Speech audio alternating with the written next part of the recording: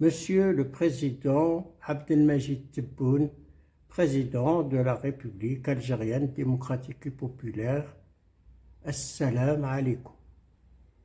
Permettez-moi tout d'abord de vous féliciter sincèrement pour votre réélection à la tête de notre pays. C'est un très bon signe pour ce dont je voudrais bien vous entretenir.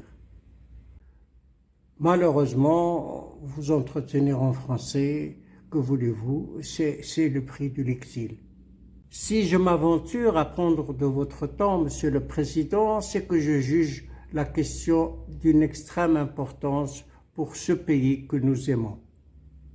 De quoi s'agit-il? Il s'agit de l'impérieuse nécessité d'initier une fête de la culture, une grande fête de la culture de masse, une grande fête de la culture qui implique le plus grand nombre de nos concitoyens.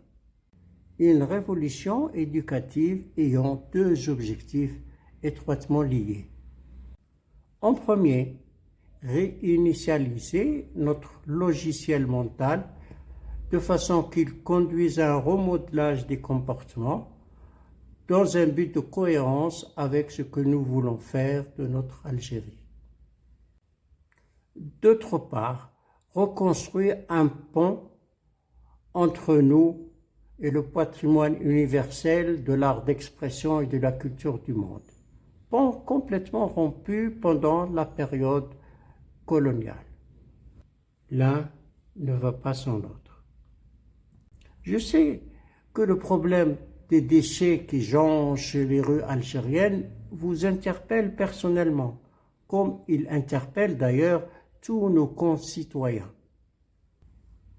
Monsieur le Président, je pense profondément que nous ne pourrons jamais en venir à bout sans passer par cette espèce de révolution culturelle.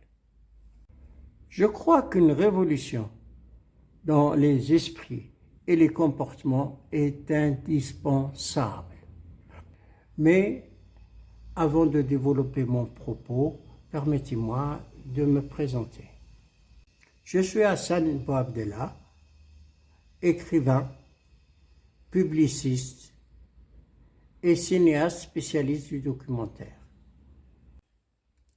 Pour la télévision algérienne, j'ai réalisé un très grand nombre de documentaires dont Les gardiens de musée, Nawal Ouzilzel, Le cardinal Duval et le fameux Barberousse Mes sœurs qui a tant ému, pour ne citer que quelques-uns. Mon premier film diplôme, Là où poussent les palmiers, a été primé à Leipzig quand Leipzig était l'Olympe du cinéma documentaire. J'ai fait aussi au moins 30 émissions sur les œuvres du Musée national des beaux-arts d'Alger.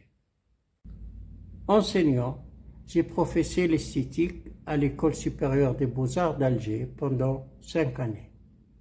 Entre 1984 et 1990, j'ai présidé la quasi-totalité des festivals du cinéma amateur.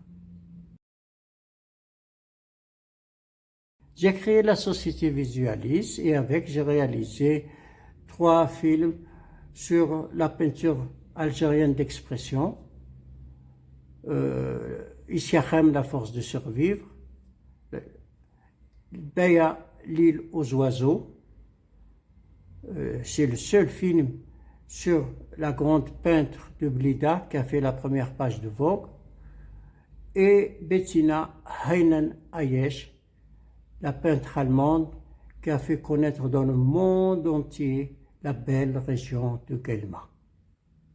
Malheureusement, la société Visualis, qui avait pour mission le développement artistique et culturel dans le pays, l'AFA oblige, a été entièrement dilapidée par son administrateur pressé de construire son grand château à Bir-Khadem.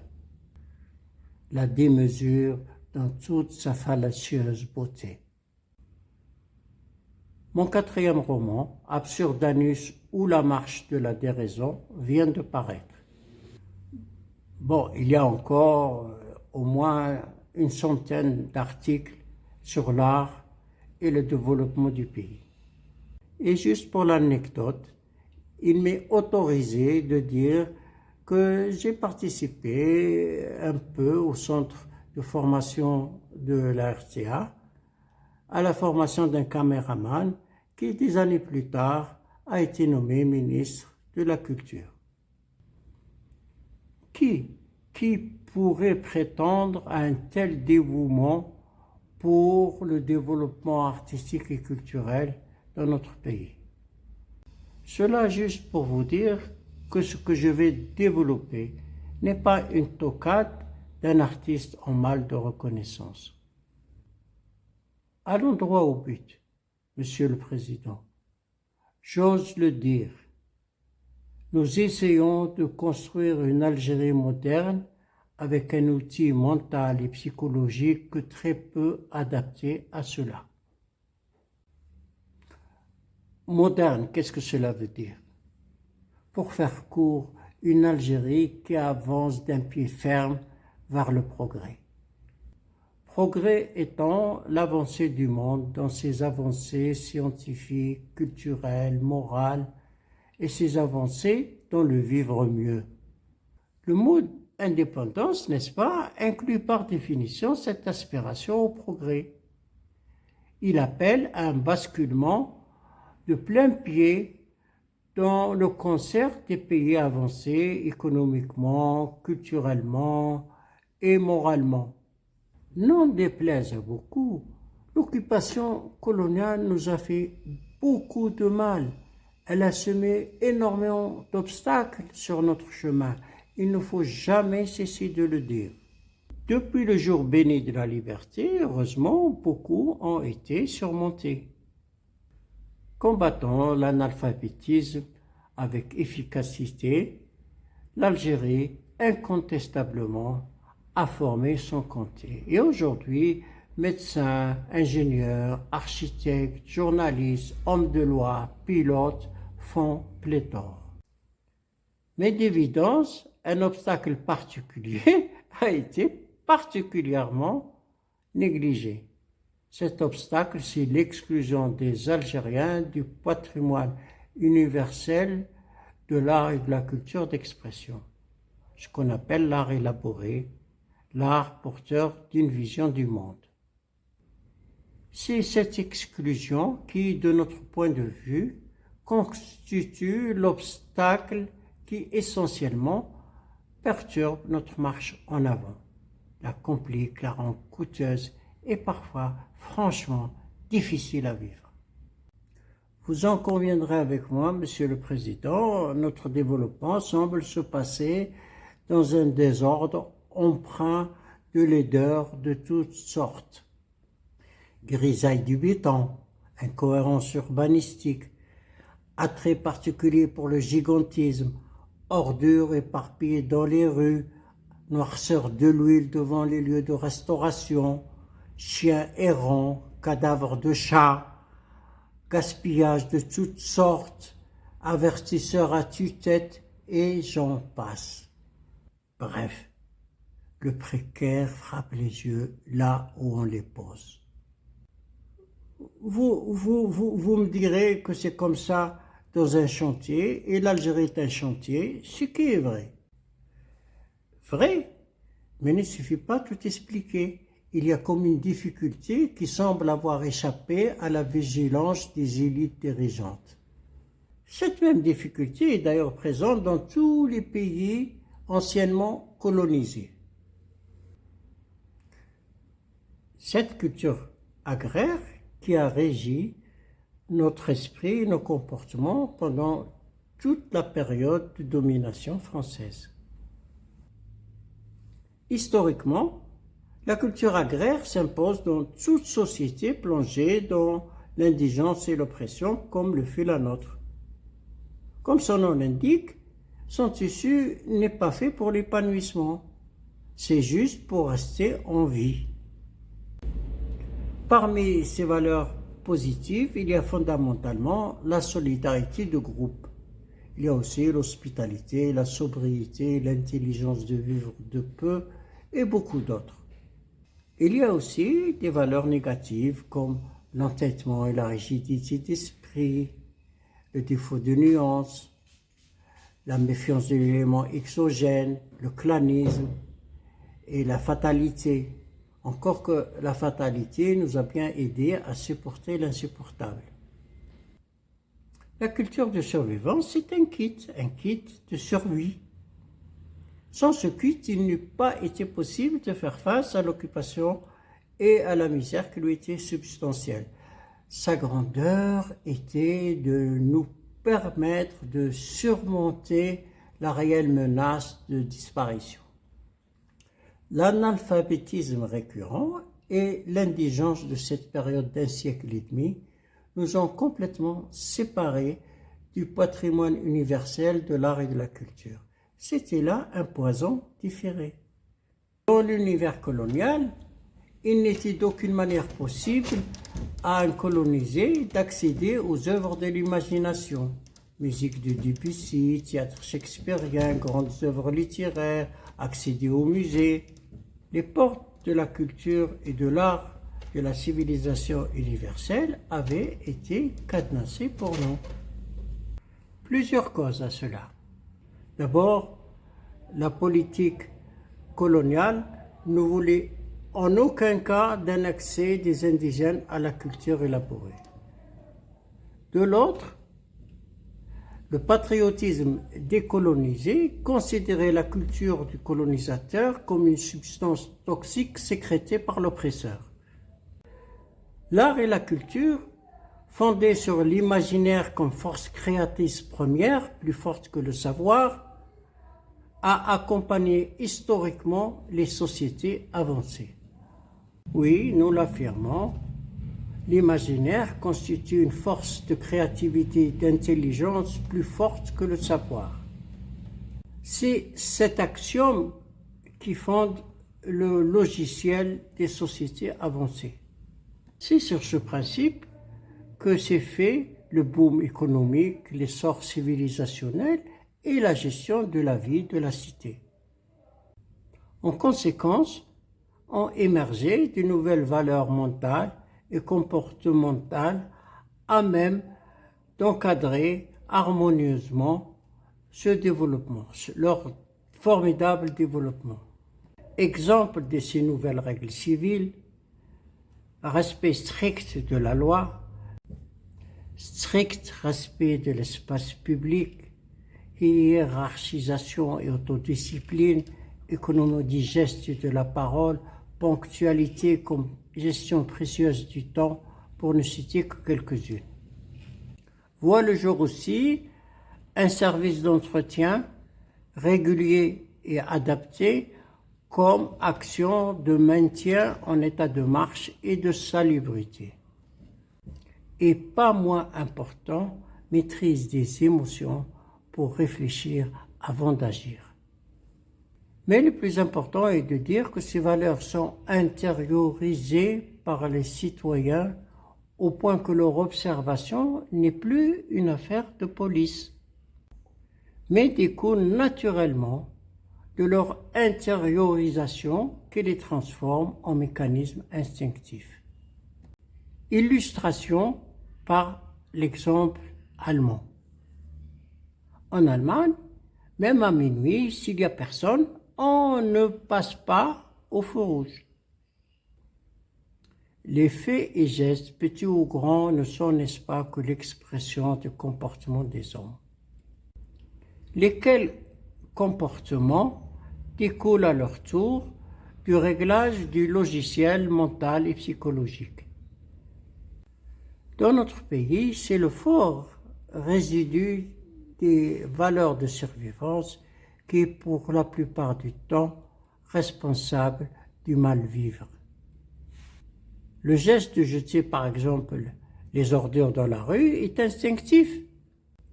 Il n'est nullement entaché de l'idée de faire du mal, de faire un geste inconvenant. Il en résulte que le pays, le moins qu'on puisse dire, s'édifie dans le désordre, l'anarchie, et parfois dans un paradoxe qu'expriment des bacs d'ordures plus sales que la saleté qu'ils renferment. N'est-ce pas le comble des paradoxes? Monsieur le Président, je vais vous citer deux exemples qui illustrent parfaitement à la fois mon propos et une édification contrariée par les stigmates de la culture de survivance. D'abord, le Musée national des beaux-arts d'Alger. Il montre, on ne peut mieux, cette exclusion des Algériens du patrimoine universel de l'art et de la culture universelle. Les étrangers y courent, nos concitoyens le boudent, y compris les élèves de l'École supérieure des beaux-arts. Et pourquoi? C'est que les 200 chefs-d'œuvre qui y sont accrochés ne parlent pas à la sensibilité algérienne, voilà tout. Ce musée, en plus des chefs-d'œuvre de la peinture et de la sculpture, abrite les inestimables miniatures de Mohamed Rassim, le fondateur de la peinture algérienne moderne. Cette bouderie, c'est vraiment un grand hommage fait à la sensibilité esthétique nationale, pour notre sens du goût, pour notre sens du beau artistique. Monsieur le Président, vous avez visité l'Italie. Vous avez pu constater avec quel intérêt, estime et protection ils tiennent ces œuvres d'art. Et en jouissent avec exaltation, ferveur, joie et bonheur. Plus parlant encore est l'Université de Constantine, sublime œuvre de Oscar Niemeyer. Un des plus beaux joyaux architecturaux du XXe siècle.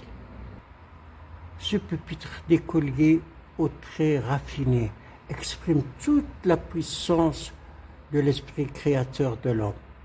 Et l'Algérie peut être fière d'avoir permis sans restriction à ce créateur de donner libre cours à toute son inspiration.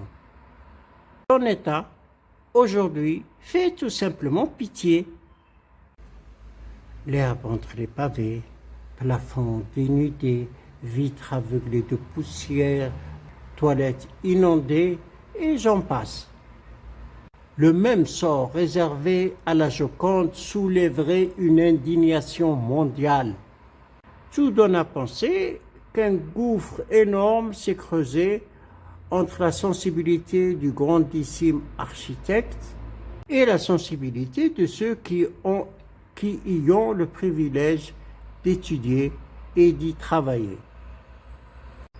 Monsieur le Président, je crois que ce joyau de l'architecture mondiale doit vite retrouver ce que l'Algérie lui doit de droit, soit réhabilitation, protection et rayonnement. Monsieur le Président, vous entreriez dans le cœur de tous les passionnés d'art du monde entier si vous interveniez dans ce sens. On trouve un autre exemple dans le vitrage en architecture urbaine. La vitre dans les façades est très recherchée. C'est d'ailleurs un fait très symptomatique de l'aspiration des Algériens à la vie moderne. Mais non entretenue selon des normes adéquates, elle accumule la poussière, s'aveugle et se transforme en foyer de salissure. Un service d'entretien compétent et à la société ce que les reins sont à un organisme vivant. Un slogan qui exprime parfaitement la difficulté qui rend très difficile, très maîtrisé l'accès au progrès. Ce slogan est « On ne construit pas les gratte-ciel avec du torchis ». On ne construit pas les gratte-ciel avec du torchis. Excusez la métaphore, l'esprit humain, évidemment, n'est pas du torchis. Mais il peut être régi par des valeurs, disons, qui ne sont pas de son temps et non adaptées au but qu'il veut atteindre. Atteindre vite et bien, avec efficacité, sans désordre excessif et sans grande déperdition. Mais avant de parler des solutions possibles, relevons ce facteur aggravant des valeurs agraires. Les valeurs agraires sont normalement en cohérence, en harmonie avec les sociétés pauvres et oppressées. Mais dans les sociétés d'opulence, évidemment, ils mutent. Malheureusement, pas toujours en bien. La solidarité, principale valeur du monde agraire, perd beaucoup de son efficacité. Parfois même, mute en son contraire. Un chacun pour soi qui dégénère en l'EFA au désir de tout s'accaparer. Modestie, parcimonie, pondération laisse place à un individualisme exacerbé, générant hogra, gabegie et folie des grandeurs. Exhibitionnisme des richesses, clinquant et tape à l'œil, dégrade la vie sociale. Enrober le tout, une force récriminatoire s'est instituée, déchaînant cris, klaxonnements, énervements et invectives. Avec l'opulence, il y a plus de déchets à jeter. Et comme il n'y a pas de discipline sociale et une organisation adaptée pour les gérer, nous nous retrouvons dans cette situation insoutenable. Conclusion, il y a urgence à trouver une solution au problème de l'adaptation de nos comportements et de notre façon de vivre aux exigences de notre projet de développement. L'humanité ne connaît pas de problème sans réponse. Tous nos concitoyens veulent que ça s'améliore. Le problème, c'est comment? Par une campagne éducative de masse. Éducation de l'esprit et des comportements pour les expurger des valeurs agraires gangrénées. J'insiste, compagnie de masse, sinon ça ne vaut rien. De masse, c'est-à-dire tous nos concitoyens, sans exception, doivent mettre la main à la pâte. Car les gens respectent bien plus ce qui sort de leur tête et de leurs mains. Une compagnie de masse s'appuyant sur 3 ressorts: émulation, compétition, enthousiasme et bonne humeur allant ensemble. Campagne menée aussi par un encadrement et des animateurs spécialement formés. À cet effet, un module de formation doit être créé à l'École nationale des beaux-arts d'Alger. Elle doit aussi mobiliser le support stratégique que sont les médias. La loi les soumet à un plan de charge draconien de façon qu'ils jouent le rôle de relais aux objectifs de cette campagne. Le 1er mars, premier jour du printemps, devra être décrété jour de fête nationale de la propreté. C'est le minimum si l'on veut faire de la propreté dans le pays une vocation et un choix de vie. Le jeudi après-midi devra être législativement institué jour de la lutte contre la saleté. Ce ne sont là que quelques axes de réflexion pouvant structurer la politique d'intériorisation mentale de nouveaux réflexes comportementaux. Réflexes incontournables pour lutter efficacement contre cette saleté que l'islam réprouve, pour lutter contre la dénaturation sociale, lutter pour la sauvegarde de l'espace public, lutter contre le délabrement des œuvres d'art urbaines, lutter contre le mépris de l'autre, pour lutter contre le mauvais goût et bien d'autres sévices. En somme, c'est à une fête culturelle que nous convions, une fête de plusieurs années animée par la joie et l'enthousiasme de vouloir s'élever moralement et de se sublimer. Bien menée, réussie, elle servira sans doute à tous les pays anciennement colonisés. Monsieur le Président, cela est possible car tout s'apprend. Il suffit d'y mettre le temps, le prix et la bonne volonté. Le pays a fait d'énormes efforts pour l'assimilation du savoir. Il s'agit maintenant de faire la même chose pour l'assimilation de l'imaginaire. Car l'imaginaire est une grande force de créativité. Nous ne pouvons plus nous en passer. Cette campagne culturelle qui prendra plusieurs années, le visage du pays en a besoin. Le resserrement des liens sociaux en a besoin. Notre économie en a besoin. Et elle permettra un nouvel élan patriotique. Il n'est pas forcément judicieux d'appeler cette campagne révolution culturelle. On peut s'arrêter à un nom plus modeste, plus parlant, comme fête de l'art et du vivre mieux. Fête de l'art et du vivre mieux, ça sonne bien et puis ça montre bien là où on veut en venir. Soit rétablir et renforcer notre lien avec le patrimoine universel de l'art et de la culture d'une part, et d'autre part, faire de la propreté une force et une morale civilisationnelle comme le veut l'islam. Le ministère de la Culture, naturellement, aura la mission de mener à bien cette campagne et de ce fait deviendra un ministère régalien. Plus qu'aucun autre, les artistes de notre pays, écrivains, poètes, musiciens, peintres, sculpteurs, calligraphes, miniaturistes, ont un besoin vital d'une opération d'une telle envergure. Je vais vous dire pourquoi. La création artistique n'a de valeur que si elle trouve un public qui en comprend sa valeur expressive, son message et la forme sous laquelle ce message se donne à voir et se comprend. Imaginez, Monsieur le Président, un grand sportif comme Mahrez et que ce grand artiste du ballon n'ait pas un public pour apprécier son talent et les mystères de son jeu. Que deviendrait-il?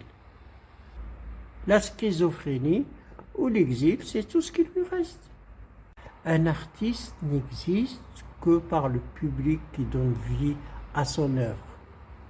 Contrairement à ce que l'on croit, c'est le public qui fait les grands créateurs et non l'inverse. J'ose le dire, s'il n'y a pas eu dans l'Italie du XVe siècle un grand public passionné d'art, jamais Léonard de Vinci n'aurait vu le jour. Ces artistes, ces créateurs, ces développeurs de la richesse culturelle nationale, je crois que je peux parler en leur nom. Monsieur le Président, j'ai vu ici à Rem cet immense artiste souffrir dans sa chair parce que sa gigantesque œuvre n'a pas trouvé en face un public de connaisseurs, un public capable de se pénétrer de son esprit et de sa beauté. Il est mort d'un cancer, laissant derrière lui un sublime autoportrait, un chef-d'œuvre exprimant d'un sourire la mansuétude humaine. Je connais un grand peintre qui, pour cette raison même, se sont exilés à la recherche d'un public en Europe. Outre que c'est là une grosse perte pour le patrimoine créatif algérien. Ces artistes, souvent doués d'un grand talent, sont obligés de pervertir leur art pour l'adapter au courant idéologique des pays d'accueil. Pour lire un livre, il faut en connaître l'alphabet. De même, pour jouir esthétiquement d'une peinture, d'une danse, d'une sonate, il faut en connaître les codes et la grammaire.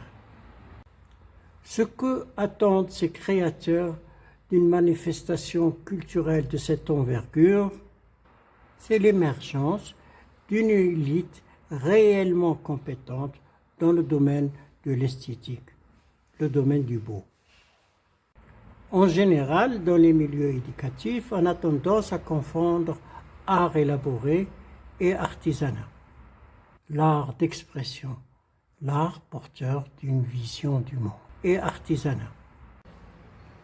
Qu'est-ce que l'artisanat? Ce n'est que la reproduction mécanique de vieilles techniques de création. Il est porteur d'émotions éteintes. L'artisanat est utile, bien sûr, et il faut le protéger, mais il est peu éducatif de la sensibilité. Il est peu d'effet sur les changements de mentalité, ceux dont nous avons besoin. Les œuvres du patrimoine universel de l'art et de la culture, la Joconde de Léonard de Vinci, les jeunes filles au piano de Renoir, le Guernica de Picasso, la musique de Debussy ou de Shostakovich, le concert de Rodin, le Garépé de Tolstoï ou les neiges du Kilimandjaro d'Hemingway, ces œuvres nous appartiennent autant qu'ils appartiennent au peuple du monde entier. Léonard de Vinci, Michel-Ange ou Raphaël sont un don de l'Italie à tous les habitants de la terre. Rembrandt ou Vermeer, celui de la Hollande à tous les habitants de l'univers. Continuer à nous en priver, Monsieur le Président, n'est pas bon pour notre tendance à la modernité et au vivre mieux. Pour notre part, nous versons à ce patrimoine culturel mondial le formidable gisement créatif des œuvres de Mohamed Racine. Le Fonds créatif universel est un formidable éducateur de la sensibilité et des esprits, et aussi un formidable accélérateur des mutations. Mutations dans le sens de la compréhension, de la pondération, dans le sens de l'équilibre et dans le sens du bon goût et du beau. L'harmonie, le bon goût, l'équilibre, le sens de la nuance, l'écoute de l'autre, la règle de la citoyenneté, le strict respect de la loi, la sacralisation de l'espace public, la hiérarchisation des nécessités, l'esprit de synthèse, l'intériorisation des règles du savoir-vivre. Voilà ce qui, peu à peu, devrait prendre place dans notre esprit comme valeur dominante. Faire reculer l'impact des valeurs de la culture de survivance et renouer avec l'art de la culture universelle, générateur de sensibilité et vecteur d'imagination, sont les deux mamelles de ce que nous préconisons. Monsieur le Président, je ne demande pas qu'on me croie sur parole, mais je crois qu'un séminaire d'importance s'impose pour étudier posément, profondément la question. Je suis fier d'avoir réalisé Barberousse mes sœurs, vibrant hommage aux femmes combattantes algériennes. À l'heure crépusculaire de ma vie, mon vœu le plus cher est d'aider à initier une dynamique culturelle qui sera bien utile à votre deuxième mandat. J'aimerais aussi que le pays qui m'a vu naître ait un cœur qui brille autant que le cœur du meilleur des hommes.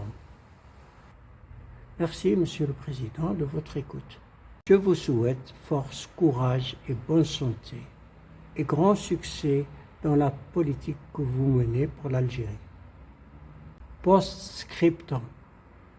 Je m'excuse d'avoir recours aux réseaux sociaux pour pouvoir porter à votre oreille ma préoccupation. Mais j'ai écrit, Monsieur le Président, je vous assure, à tous les ministres de la Culture qui se sont succédés depuis 2 décennies au moins. Et personne, ne serait-ce que par politesse a cru devoir me répondre. Pour vous dire, Monsieur le Président, j'ai récemment écrit au recteur de l'Université de Constantine pour attirer son attention sur l'état de l'œuvre de Niemeyer. Croyez-vous qu'il m'ait répondu? Bien sûr que non. De même, j'ai écrit au directeur des programmes de l'ENTV pour lui demander de retrouver mon film Là où poussent les palmiers et de m'en faire copie. Eh bien, rien du tout, ils ne me répondent pas, parce que la politesse n'est pas un devoir dans ce pays encore.